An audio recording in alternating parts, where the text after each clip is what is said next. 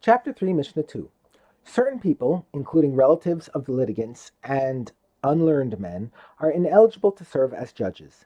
They may nevertheless try a case if both litigants agree to accept their verdict. The Mishnah discusses the right of a litigant to withdraw his agreement after it has been given.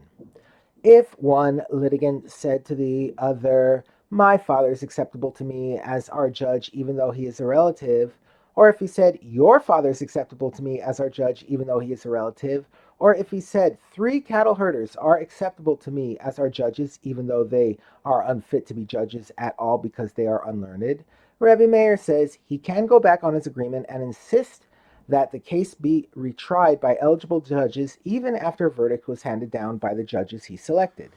But the sages say, once the verdict has been handed down, he cannot go back on his agreement. The Mishnah records a similar dispute. The claimant had to make an oath to the defendant in order to collect the disputed money.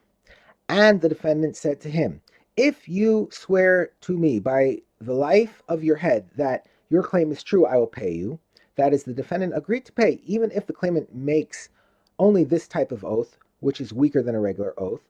Rabbi Meir says, even after the claimant swore by the life of his head, the defendant can go back on his agreement and demand a regular oath. But the sages say that the defendant cannot go back on his agreement after the oath was made.